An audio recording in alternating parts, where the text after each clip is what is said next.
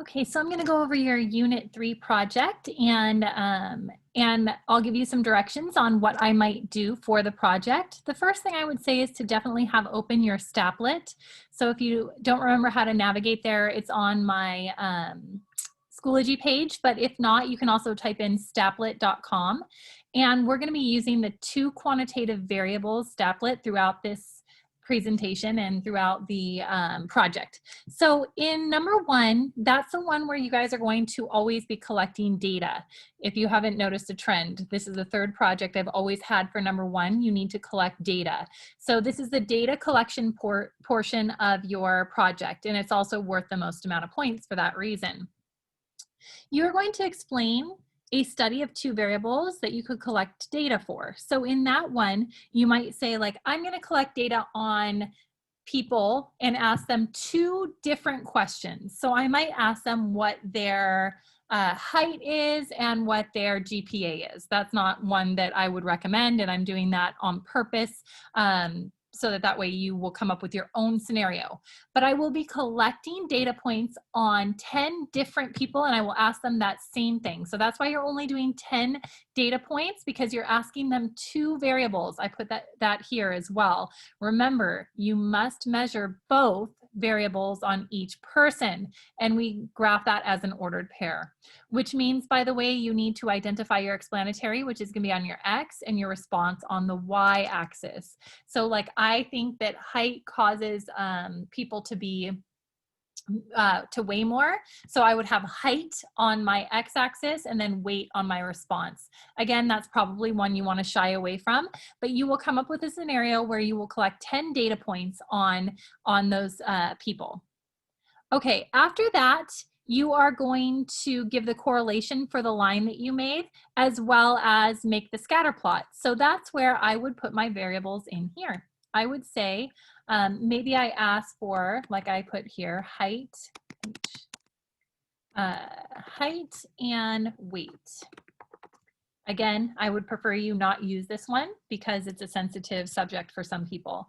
But maybe somebody is 67 inches and weighs 135 pounds. Then you have somebody who is 68 inches and they weigh 145 pounds. After you have your variables in here, I think I put two spaces, you will hit begin analysis and you'll start to see your 10 points on here. I would highly recommend you do it on this app because it makes it a lot easier, because when I ask you to calculate correlation, it does that here. Obviously, I only have 2 points, so my correlation is 1. And then you can actually calculate the least squares regression line as well right here. Okay, so those are going to be the different qualities that you can all get from your data in this applet. So that's what you'll want to use here. It says identify, interpret the slope. And when I say interpret, I also mean, in fact, I'm going to underline that. I mean that sentence that we used to use, like for every 1 unit increase in your X, your Y is going to increase or decrease by your slope. You also have interpret the y-intercept. Remember for that one that means when your X is 0, what does your Y equal? So interpret means to write that down.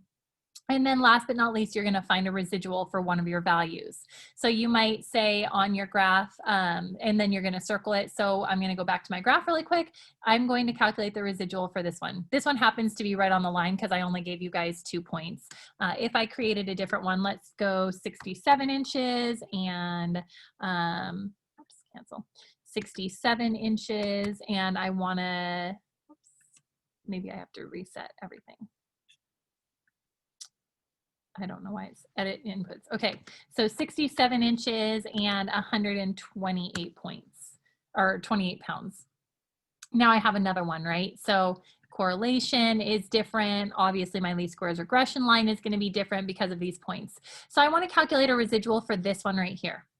I want to calculate a residual for this one. Remember, you always take that original value, which is going to be, my original Y is 135, and I subtract whatever my Y is for my predicted Y. In order to get that predicted Y to figure out what we would predict them to be at, it looks like it's under 32, like maybe 31-ish, somewhere in there. I'm going to actually plug in 67 for the X into my line. We did a whole lesson on that. It was lesson 3 last week, so you guys can go back to that for this one. Please focus a lot of time on this first one. It's worth the most amount of points because you'll see 20 points. It's going to also take the most amount of time. In number 2, 3-point problem, list 3 facts about correlation, and then explain what it means to if someone has a positive residual from the last unit test, like what would that mean? You also have in number 3, so another big problem, but not one you have to collect data. I actually gave you guys data here. This is where it would be extremely useful to work with a partner because you guys should have the same exact data for this. I give you data, you'll put this data into this Statlet right here. It will graph the scatter plot. You get 5 points for just putting that into the Statlet, and you are done with that part of it. Give the least squares regression line. Remember, that does it for you here. You hit calculate least squares regression. There it is. So you'll have the least squares regression line. Identify and interpret the slope. Well, that's from the least squares regression line. Again, interpret means to write that sentence. I'm going to underline it again. So you want to make sure you interpret that correctly. And then you're going to find a residual for this specific one right here. You guys will all have the same answers for this. I ask you then with the residual, does the least squares regression line over or under predict the weight of that 9-month-old? And that's going to be whether it's on top or on bottom of the line. And you can definitely look at that.